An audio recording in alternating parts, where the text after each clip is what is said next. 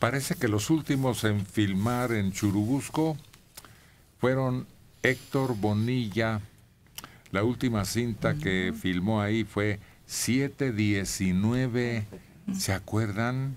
Con Demián Bichir, basada en el terremoto del 19 de septiembre de 1985, que acabó con una buena parte de la ciudad. 719, yo no tuve oportunidad de verla.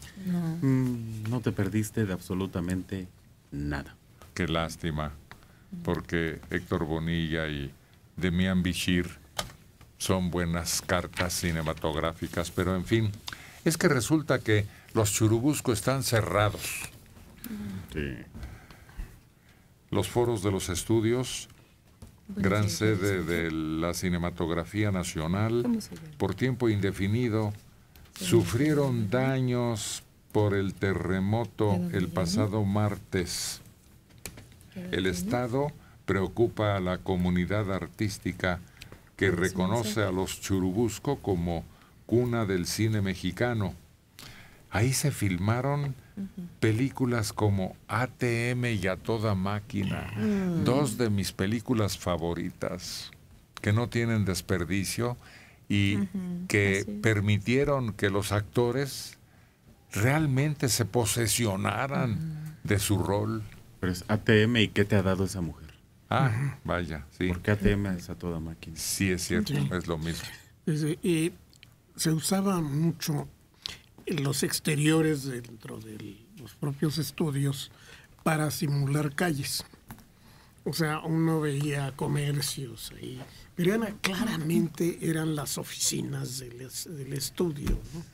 Iban por ahí, estaban los jardines del estudio, todo lo filmaban como si fuera una vialidad, y no. ¿Reconocías las paredes de los estudios? Hay una donde sale el comedor de los estudios Churubusco y se filma ahí. Irreconocible, inconfundible, el muro ese de ladrillos, y es cuando Pedro patea al perrito, ¿no? Que primero lo acaricia, pero luego lo patea para no ser la desgracia del perrito. Ahí El Santo, todos sus éxitos se rodaron en los... No sé si conozcan la parte de atrás, que son pueblitos. Sí. Para películas que es que del oeste, tú. Y en alguna de las ocasiones que yo fui, me tocó ver aquellas grandes escenografías en papel muy grande, con los arbolitos y la montaña, y cómo los manipulaban y cómo era el proceso para que se viera el caballo trotando. Y había un patio trasero con un pueblo del oeste completito. Pues otras películas que se filmaron ahí.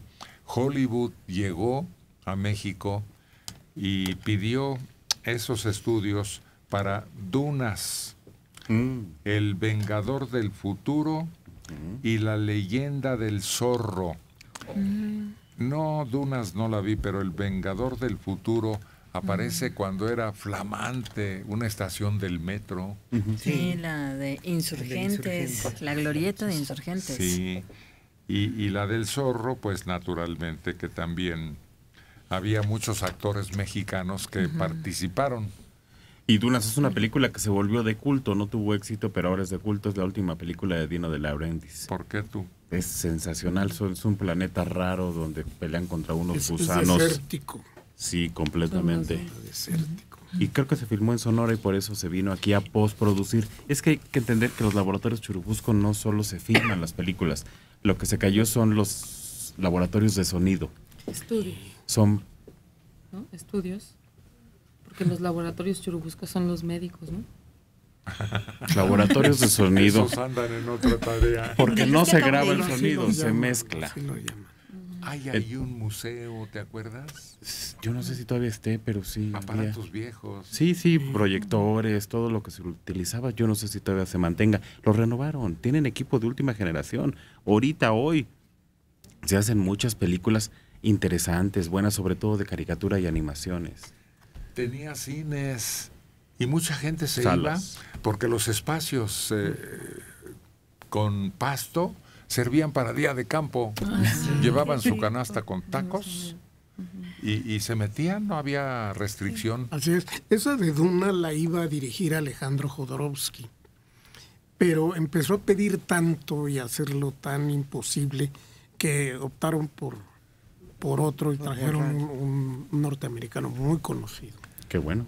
¿Vive Jodorowsky? Claro, Sí, se acaba de estar. vive y hace atrocidades. Acaba de presentar el... ¿Sabes qué vi Su obra. también? Una feria de libro infantil.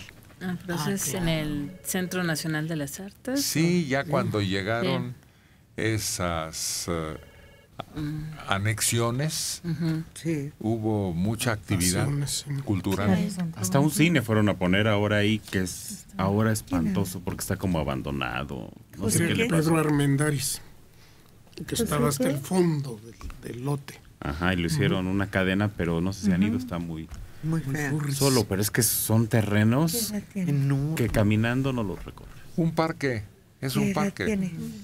Por fortuna lo han mantenido. Porque incluso dabas la vuelta y el coche te llevaba hasta la fregada. Es más, Estaba el está Country Club. pared a pared con el club de golf, Country Club. Country Club. Nos pasó producción más datos acerca de la Cineteca Nacional, acerca de cuántas salas y desde cuándo está. Es desde 1974 cuando fue inaugurada la Cineteca Nacional, que se dedica a la preservación, catalogación, exhibición y difusión del cine en México, y es dependiente actualmente de la Secretaría de Cultura. Y está ligada a la Federación Internacional de Archivos Fílmicos. Entonces eso les permite intercambiar cintas y todo eso, ¿verdad?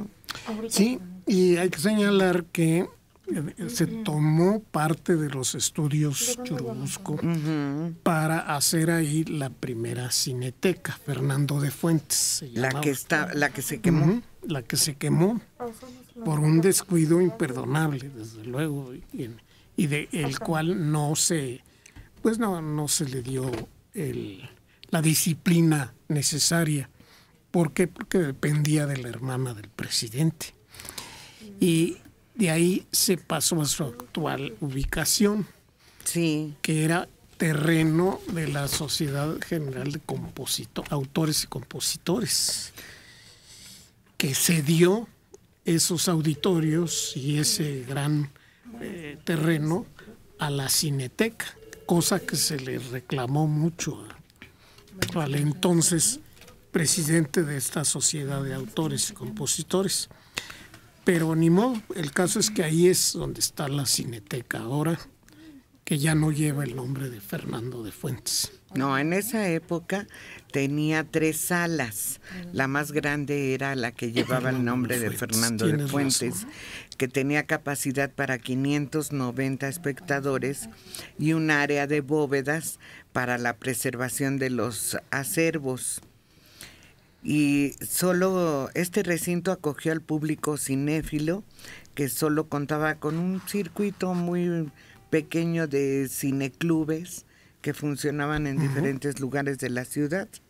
Estas instalaciones fueron destruidas en el incendio que mencionó Mario en 1982 y oficialmente nunca aclararon el origen del incendio ni la tremenda pérdida que implicó en el tesoro filmográfico que México tenía.